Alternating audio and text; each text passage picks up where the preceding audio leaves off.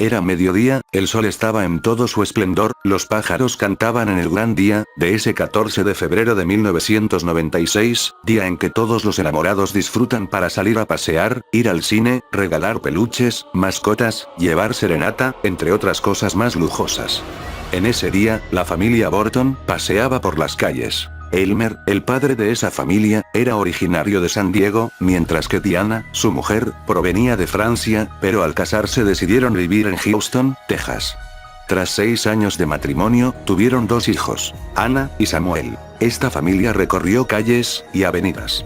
Anna observó una tienda de mascotas a la orilla de una juguetería. Al momento de girar a una esquina después del banco, los padres y su hermano bajaron de su auto y entraron a aquella tienda.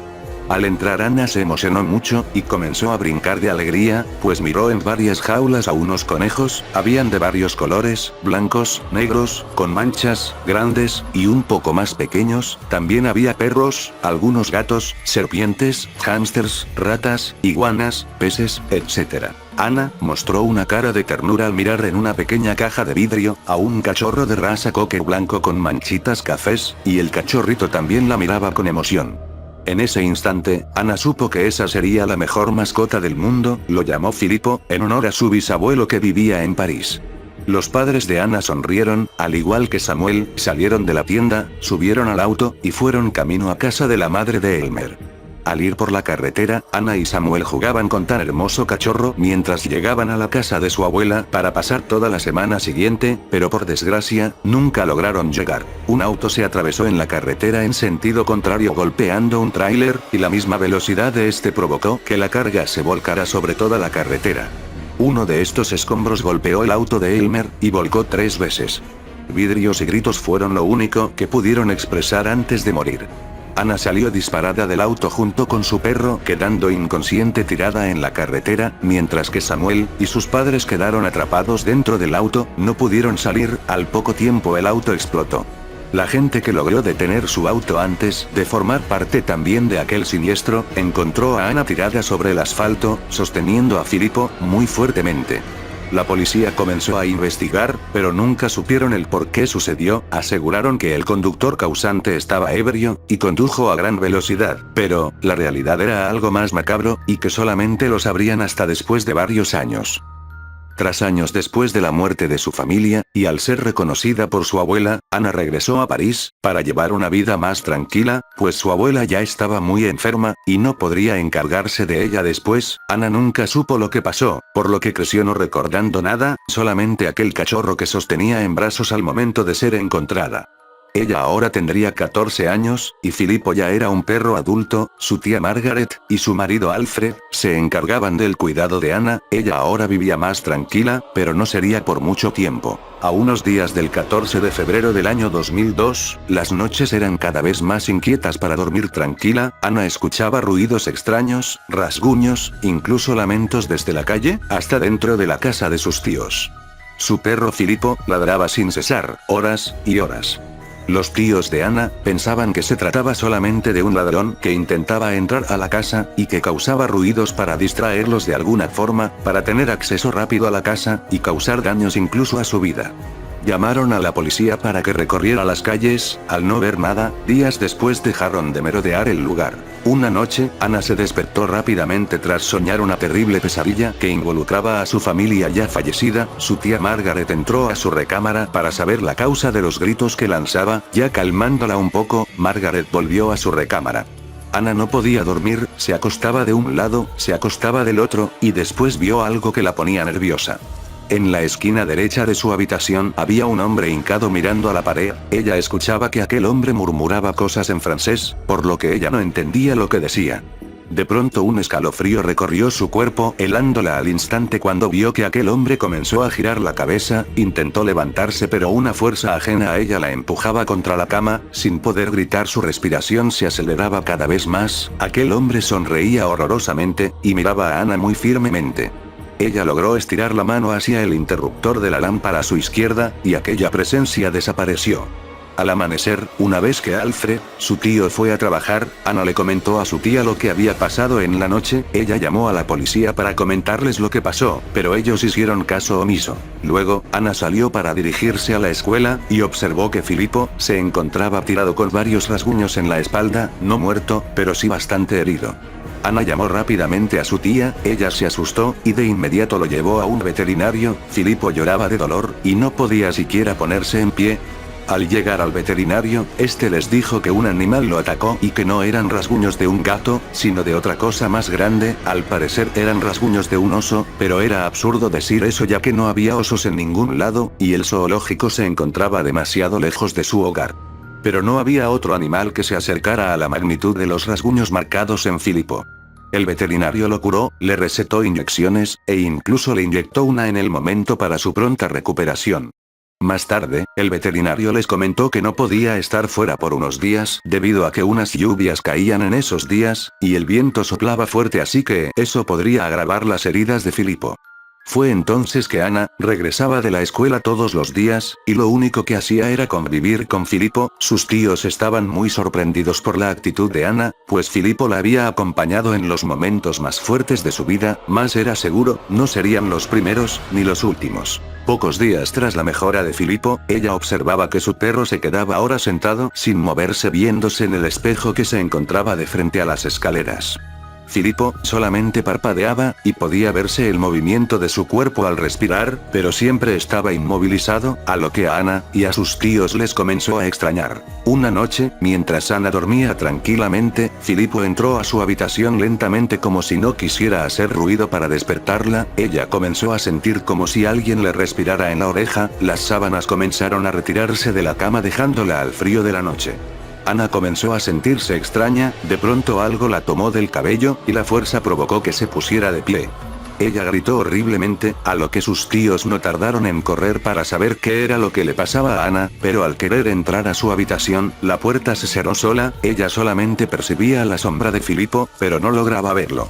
Pero poco a poco, su terror fue manifestándose al ver que la sombra de Filippo era cada vez más grande hasta formar una criatura indescriptible, y una voz emergía de aquella cosa que decía: «Bienvenida al infierno, Ana». Ella gritó horriblemente, y grandes golpes aparecieron en las paredes, suelo, el techo, y de los contactos de la luz, salían chorros de sangre formando caras perturbadoras, y una frase que decía: «Filippo no será tuyo». Provocaron que Ana quedara inconsciente. Después las ventanas se abrieron, y el aire entró a la habitación.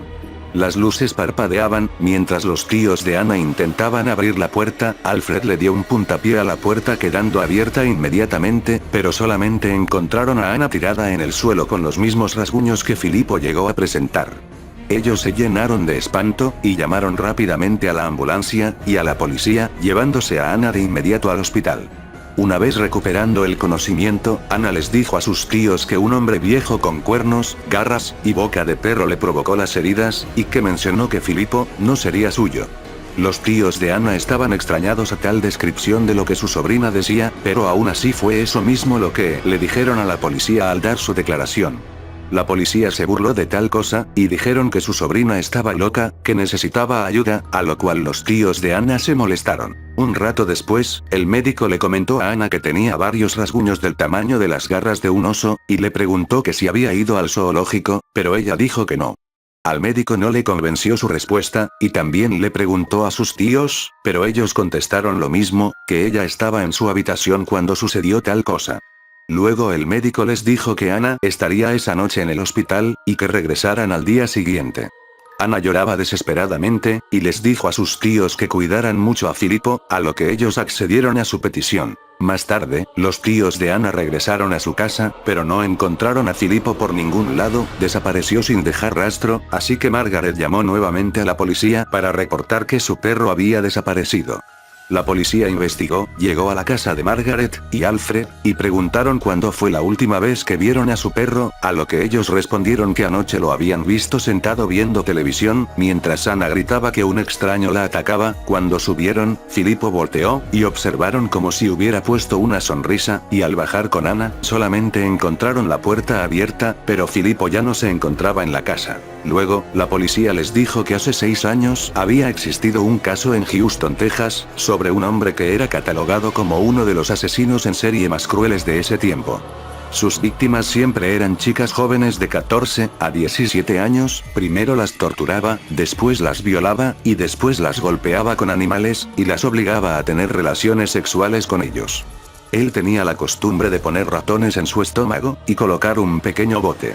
La desesperación de aquellos animales por intentar salir, provocaba que las ratas arañaran el estómago de las jóvenes hasta destrozarlo para poder escapar, provocando la muerte de aquellas pobres chicas vendadas y torturadas.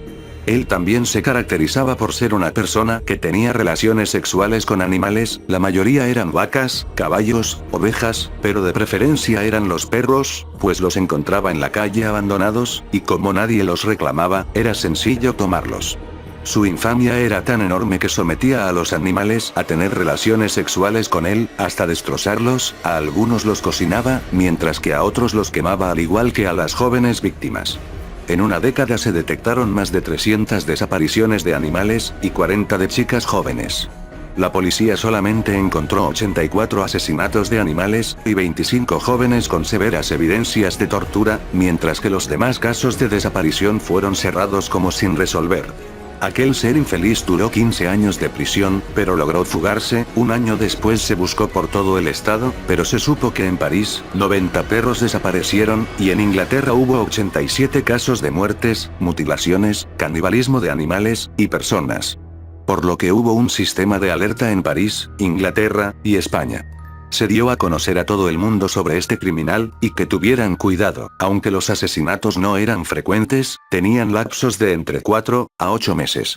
Finalmente se supo que se dio con él, nuevamente en Houston, en la carretera que conecta con Nuevo México. Se supo que provocó un choque. La policía en ese entonces pensó que era un accidente por motivo de alcoholismo, pero se supo que ese criminal conducía un auto a gran velocidad pues iba a un hospital, tenía 3 disparos, uno muy cerca del corazón, otro en un brazo, y otro en una pierna. Luego murió desangrado, pero el auto siguió recorriendo la carretera con el criminal ya muerto dentro, lo que provocó un accidente vehicular volcando la carga de un tráiler, y la muerte de 32 personas, incluyendo a una familia completa. La única sobreviviente fue una niña que sostenía a un cachorro, pero al parecer la abuela de aquella niña no dio datos, solamente se la llevaron, y nunca más se supo de ella. Los tíos de Ana se sorprendieron tanto que se quedaron sin habla. El policía les preguntó que si sucedía algo, ellos dijeron que no, a lo que el policía se retiró. Alfred comenzó a investigar si alguien supo de aquel accidente, pues como era de esperarse, aquella niña sobreviviente era su sobrina, y aquel perro era Filipo. Ana regresó a la casa de sus tíos al día siguiente. Su tía no mencionó nada acerca de lo que hablaron con el oficial. Durante la noche, Alfred llamó desesperadamente a Margaret, pues al parecer encontró a alguien que supo del accidente, y que podía explicar lo que estaba pasando con su sobrina. Alfred ya había hablado con ella, y dijo que tendría que advertirles algo. Al ir a la sala encontró a una señora ya grande de edad, a lo que Margaret la saludó con cortesía, y preguntó el motivo de su visita. Aquella anciana le advirtió que tuviera cuidado con Filipo, pues el perro ya no era solo un perro, portaba algo más. Según esto, Filipo era el conducto por el cual el asesino se manifestaba. Filipo fue el hijo de una de las víctimas de aquel asesino. Al nacer el cachorro su madre murió, solo nació ese perro, los demás fueron creaciones diabólicas, combinación de humano y perro, a lo cual era algo desagradable ante el ojo humano, y era imposible ver tal cosa sin hacer gestos de asco. La anciana dijo que ahora Filipo era atormentado por el espectro del asesino más temido en esa época, y que debían matarlo de esa forma, solamente podrían detener al demonio que el pobre animal portaba. Los tíos de Ana lloraban al escuchar tal cosa. No serían capaces de asesinar al perro que durante años acompañó a su hija en los peores momentos de su vida. Sin embargo, la anciana dijo que si no lo hacían sería peor, ya que había conocido a la madre de Filipo, y asegura que una voz salió de ella que decía: esto no acabará solo porque he de morir, una creación vive dentro de ella, los mataré a todos, no quiero este castigo, y por tal motivo otros morirán. Dicho esto, murió la madre de Filipo después que nació. Mientras que los tíos de Ana estaban en la sala hablando con aquella anciana, Ana empezó a escuchar ruidos extraños debajo de la cama, a lo cual ella preguntó: «Filipo, ¿has sido tú?». Y la respuesta que obtuvo fue aterradora: «No, yo estoy acostado junto a ti».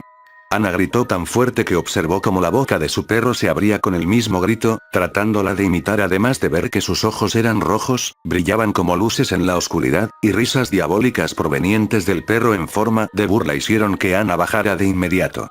Los tíos de Ana y aquella anciana observaban que los focos de las lámparas se reventaron, y las ventanas se abrieron, provocando que las corrientes de aire entraran a la casa. Ana llegó arrastrándose junto a ellos, y observaron que aquel demonio que portaba Filipo cobraba forma, y decía con gran voz: «Ahora morirán todos». Las grandes fauces de aquella criatura asesinaron a la anciana de un solo golpe, y fue arrojada hasta la escalera. Alfred, Ana y Margaret corrieron a la puerta principal, pero esta no abría, mientras la criatura se dirigía hacia ellos, cerca, muy cerca, cada vez más, y más cerca entre carcajadas y rugidos. De pronto, Ana arrojó una lámpara, y golpeó a aquella cosa enfureciéndola aún más. Alfred corrió hacia el sótano, mientras Margaret y Ana distraían a aquel demonio. Luego Alfred tomó un galón de combustible, y lo arrojó hacia aquella cosa, después Ana tomó un encendedor cerca de la televisión, y encendió el combustible. Aquel demonio gritaba de dolor, y le decía a Ana: «¿Esto es lo que haces ahora conmigo, Ana? Siempre estuve contigo, ¿y así me pagas?». Luego, Ana le gritó: «Tú no eres mi perro vivirá conmigo para siempre». Y fue en ese momento cuando lograron abrir la puerta, y salieron corriendo. De pronto, toda la casa explotó, y el humo que salía de ella formaba rostros de dolor.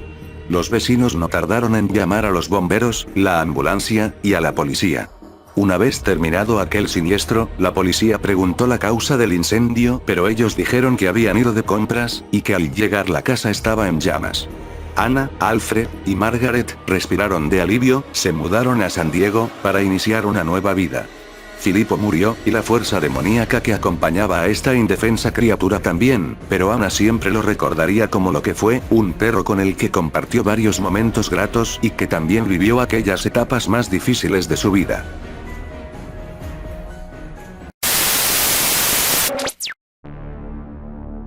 Todo fan de videojuegos, computadoras, y todo lo moderno, desea tener su propio cuarto de juegos, con la mejor tecnología, la tele más grande, y hacer de ese lugar una especie de santuario, donde solo los más privilegiados pueden entrar. Eso fue lo que Arturo pudo lograr tener, había convertido el sótano de su casa, en un lugar increíble para pasar todo el día jugando Xbox y PlayStation, entre luces de colores, aire acondicionado, y una pantalla de 60 pulgadas. Todo lo que un adolescente podría querer tener. Arturo casi no salía del sótano, el cual tenía una pequeña especie de ventana para mirar hacia afuera. Su madre siempre lo estaba llamando para que saliera a desayunar, y hasta para cenar, y le pedía que también buscara a sus amigos, que hiciera actividades fuera de la casa, pero a Arturo, esto no le interesaba, él era feliz estando todo el día en su sala de operaciones, como le llamaba. Él tenía dos hermanitos pequeños, los cuales tenían prohibido entrar a la sala sin su permiso, ya que no quería que fueran a romper algo. Pero un día, mientras él estaba en la universidad, los chicos entraron, y estuvieron jugando con su Xbox, y comiendo, dejando todo sucio y desacomodado, lo cual provocó la ira de Arturo. «Mamá, ¿cómo es posible que los dejaras entrar? Sabes que no me gusta que nadie entre aquí, mira cómo dejaron el piso, y estuvieron jugando con mi Xbox», exclamó Arturo molesto. «Lo siento, hijo, pero debieras de compartir más con nosotros que somos tu familia, y no vivir allí encerrado, tus hermanos solo quieren participar de tus cosas», dijo la madre de Arturo. «Ya basta, mamá. Les he dicho que nadie debe entrar aquí, desde que papá murió, este es mi lugar, voy a colocar un cierre con una combinación de números que solo yo sabré», dijo Arturo enfurecido, y así lo hizo. El lugar donde vivían Arturo y su familia era un hermoso valle, donde también había una planta química, la cual estaba a punto de sufrir un accidente, sin que nadie lo pudiera haber prevenido.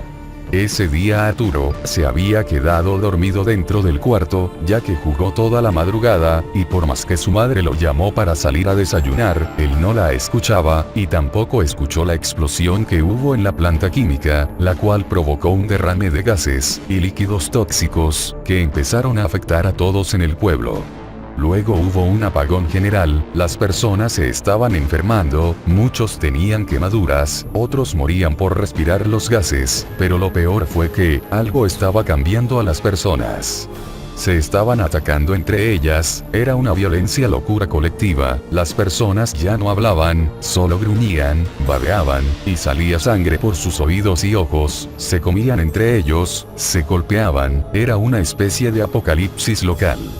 Por otro lado, Arturo, profundamente dormido, no se enteraba del caos que existía en su pueblo, mientras su madre y sus hermanos estaban escondidos debajo de la mesa, escuchaban por una pequeña radio de baterías, cómo se contaba sobre la situación en el pueblo. Sin embargo, ese fue también su error, el sonido de la radio atrajo a unos vecinos que se encontraban cerca, que ya estaban infectados. De manera que entraron a la casa, con una violencia tal, que atacaron a la familia de Arturo, la madre corrió con sus hermanitos, pero rápidamente los más pequeños fueron alcanzados por estos locos con miradas aterradoras. Luego, la madre giró la cabeza, y solo pudo ver cómo sus hijos gritaban, mientras eran mordidos por los que una vez fueron sus vecinos. Más tarde, ella logró llegar a la puerta del sótano, y empezó a golpear la puerta para que Arturo le abriera, ya que solo él tenía la clave numérica. «Hijo, ábreme la puerta deprisa», gritaba entre lágrimas y miedo. «Arturo, querido hijo, despierta, y abre esta puerta». Pero Arturo no reaccionó, a lo que su madre también fue alcanzada por uno de esos zombies, de manera que ella tuvo que salir corriendo. Unas horas después, ya en la noche, Arturo por fin despertó de su sueño de ocio, se dio cuenta que no había luz eléctrica, y todo estaba oscuro. Parece que debido a todo lo ocurrido, la planta de emergencia del pueblo no se había activado.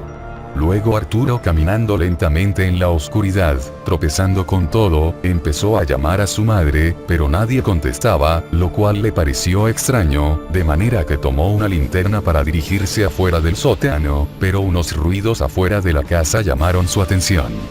De pronto, se asomó por la pequeña ventana del sótano, y pudo ver cientos de personas muertas en las calles del pueblo, pero otras caminando, y tambaleando, otras vomitando sangre, y balbuceando palabras. Arturo no podía creer lo que veía, y corrió las escaleras del sótano para salir. Al no haber luz eléctrica, la puerta del sótano se abría solo por dentro al girar la palanca de la misma, mientras que Arturo salió lentamente con linterna en mano. «Mamá, ¿estás aquí?», gritaba Arturo, pero no había respuesta, hasta que al caminar con dirección a la sala, pudo ver a su madre sentada en un sofá, mirando hacia el suelo, pero sin decir nada. Arturo estaba nervioso, ya que mientras se aproximaba a su madre, afuera se seguían escuchando gritos desgarradores de personas siendo asesinadas. «Mamá, mamá. Qué bueno que estás bien. ¿Qué sucedió allá afuera, y dónde están mis hermanitos?». Pero de pronto, al acercarse a su madre, ésta se puso de pie de un salto, y al levantar la cabeza, Arturo pudo ver cómo los ojos y oídos de su madre sangraban. Estaba infectada también, con lo que sea que fuera que estaba volviendo loca a la gente del pueblo, y se lanzó sobre Arturo. «Mamá, ¿pero qué haces?», decía Arturo mientras corría aterrado de regreso al único lugar donde podía estar a salvo, en su querida sala de operaciones. Debía llegar allí, entrar, y cerrar la puerta. Luego corrió lo más rápido que pudo, y logró entrar. Al cerrar la puerta, afuera escuchaba cómo su madre golpeaba para entrar, como si fuera una fiera, mientras por la ventana del sótano, la cara horrible de alguien del pueblo lo miraba fijamente, como con ganas de entrar, y asesinarlo también. «¿Pero qué sucede? Esto es una pesadilla, mamá, ¿por qué me haces esto? ¿Qué ha pasado?», gritaba Arturo desesperado. «Hijo, ábreme la puerta, te prometo que todo estará bien». «Yo también estaba asustada, pero te aseguro que esto se siente bien, siempre te dije que debías salir más», decía la madre de Arturo. «No, no te dejaré entrar, mamá, perdóname, por cómo me comporté contigo», decía Arturo llorando, al ver que esa ya no era su madre. «Me quedaré aquí encerrado, hasta que toda esta pesadilla termine, dile a mis hermanitos que siempre los he querido». Pero su madre, le contestó, ya casi con una voz muy extraña. «¿Tus hermanitos? ¿Por qué no se lo dices tú mismo?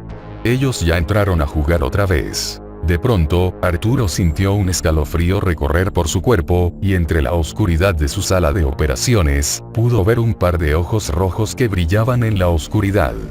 Tembloroso, intentó alumbrarlo con su linterna, unos pasos se acercaron detrás de él, y una voz le preguntó: «Hermano, ¿podemos jugar ahora?».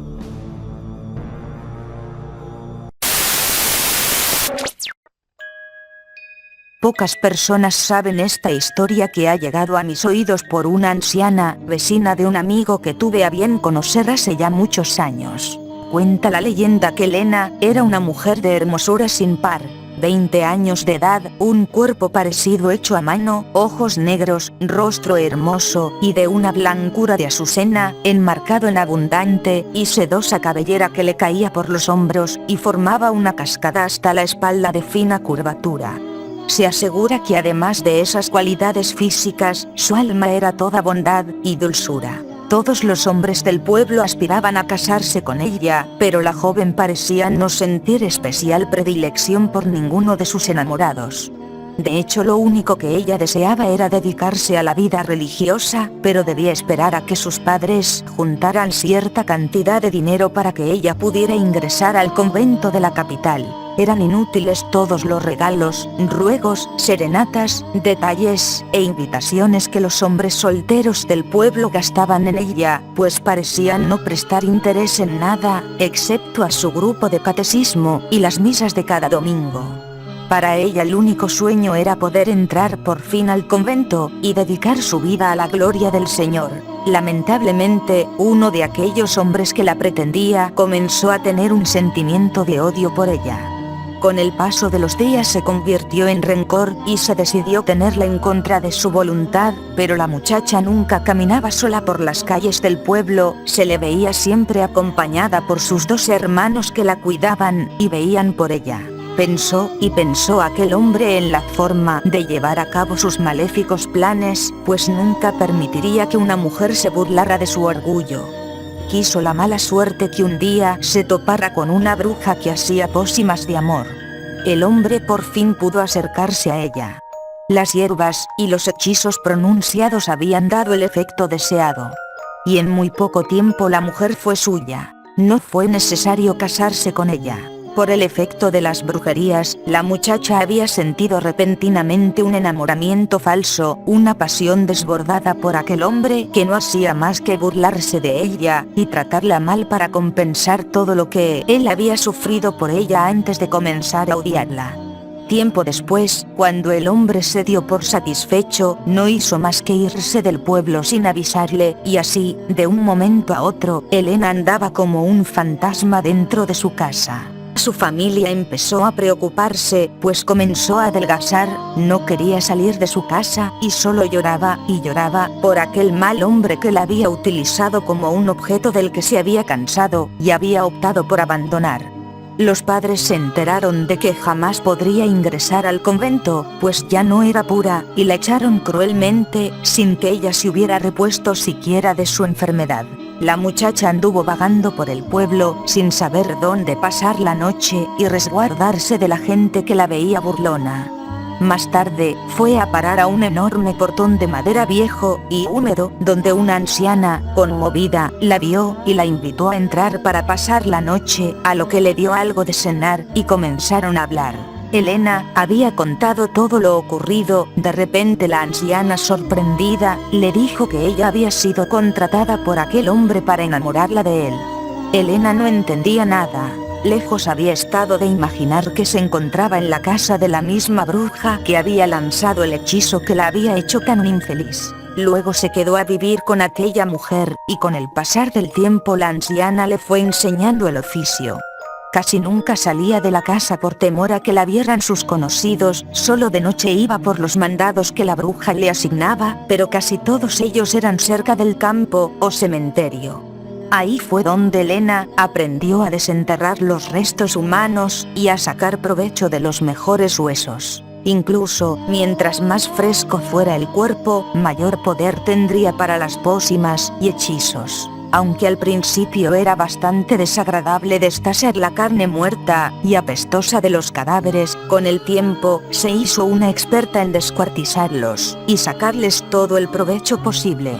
Si alguien hubiera pasado por el cementerio a esas horas de la madrugada y hubiera visto a Elena trabajando, la habría encontrado cubierta de sangre, sucia y con la ropa rasgada, con manos llenas de fango y tierra, con la mirada un poco perdida, bailando entre los muertos. Se cuenta que una mujer loca salía a saciarse de los muertos, les arrancaba los ojos y danzaba con sus miembros a la luz de la luna.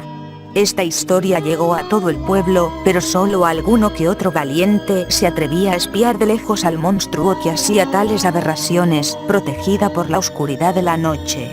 La mente de Elena enloqueció. La historia se guardó por mucho tiempo hasta que aquella anciana de mirada extraña me la contó.